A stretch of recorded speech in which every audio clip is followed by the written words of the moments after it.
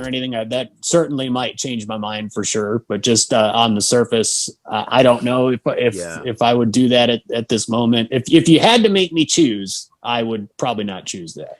Yeah, it's hard because look, if I took the name Seiko off let's use the SPB, right? For an example, if I took the name Seiko off the dial and just told you, hey, look at this watch, man, check it out, 70-hour power reserve, hacking, hand winding, sapphire crystal, this, that, and look at the proportions. The proportions are crazy. And it comes with a story. I'm not going to tell you what brand it is, but this is the story, the heritage. It was the first diver introduced by the company. What do you think? Let me know. I guarantee you'd be like, dang, this is actually a really nice watch. Is this Swiss? And then if I told you Seiko, then you're like, oh, wait, they're charging how much for this? It doesn't make any sense. But when you put it side by side with an Oris, as a matter of fact, I have an Oris pointer date, a new one, not my vintage one. They're pretty much there. And it's like, people don't have a problem paying $1,200, $1,500 for an Oris because it's the entry-level Swiss watch. Entry-level $1,200. Like, all right. But when you compare it to the Seiko, you're like, oh no, but the Seiko should not be $1,000. That's ridiculous. But it's like, well, it's hard. I'm fine with paying that for a Seiko. I'm not fine with paying $8,000 to $10,000 for one. When there's other things that's what I'm talking about. That kind of Grand Seiko price tag is what I'm talking about. And I know there's a lot of Grand Seikos get the iconic ones. Like, I was looking at a Snowflake because I was like, if I ever have money, a Snowflake would be really, really cool. But they're expensive now because people know what they are. They became kind of iconic. And now they're selling for, I think last time I checked, almost close to $6,000. When in retail, I think we're less than $5,000 or something, which for what they gave you with the spring drive and everything else, I could see that, you know what I mean? But I think people that buy Grand Seikos because they're either Seiko fanboys, or maybe when they see one in the metal, they're like, wait a minute, the finishing on this is so much better than this other thing, and I'm just gonna buy it. But yeah, if I had $5,000 to spend, I probably wouldn't go Grand Seiko. I would go Omega all day, because Rolex, you can't do anything with $5,000. You can't get a Rolex unless you go vintage, But yeah, man, so let me move into something kind of I'm just really interested. Pet peeves, right? So what are your biggest pet peeves as far as the watch community, and then also just watch collecting and maybe watches? Like, say something about a watch that you're like, I cannot stand that and it gets on my nerves.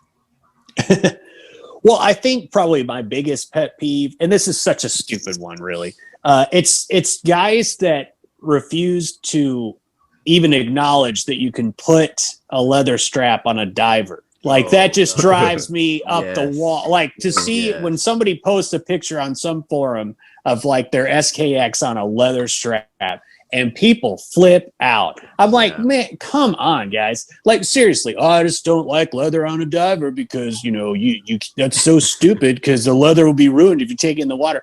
Are you going to go, do you find yourself in situations where you're going to be underwater and you did not know that was going to happen? If that happens to you, you've got much bigger problems than the strap that's on your watch. That's for sure. I agree. So, yeah, that is my biggest one. Let people do what they want to do with their watches. It's their watch. They can do whatever they want.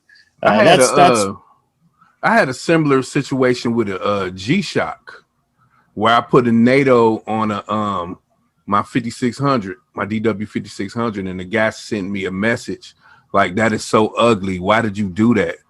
And I'm like, it's my watch. You know what I mean? I do what I want to with it. You know what I mean? Like, it was crazy. Yeah, I think the G-Shocks look cool on NATO's personally. Yeah. I just don't get it. I why people gotta bully other folks. I don't know. Yeah, man, it's crazy. You get snobs and you get people saying all kinds of things, and it's like, look, it's your opinion. I get it. Everybody has an opinion, but if it's not a positive opinion, then keep it to yourself. How is this benefiting anybody else? I mean, does it make you feel better because you're belittling other people? I mean, I guess that's what it is. In their household, they must be a nobody, or maybe they're married and their wife controls them so bad that they need to have an authority online or something. I'm serious, and it pisses me off, because it's like, look, you know this, man. I mean, you're a YouTuber. it takes a long time to put together a video, from concept to recording to editing to uploading to coming up with a thumbnail. It's a ton of work. We pour ourselves, we pour our souls, our everything into these videos, and then you upload it, and you're hoping to entertain people, right? And hoping to get kudos and, you know, good positive vibes and comments. And then there's an idiot comes along, I get a message because you messed up on something, you said the wrong thing, or they don't like what you're doing. And it's like, if you just don't like it, you don't have to watch my video. You don't have to subscribe. See, that doesn't bother me, to be honest with you. I find that hilarious. Like, really? When people, wow. yeah, like if somebody trolls the videos or something, I love it. I think it is hilarious. It doesn't matter like how mean they are. I don't care.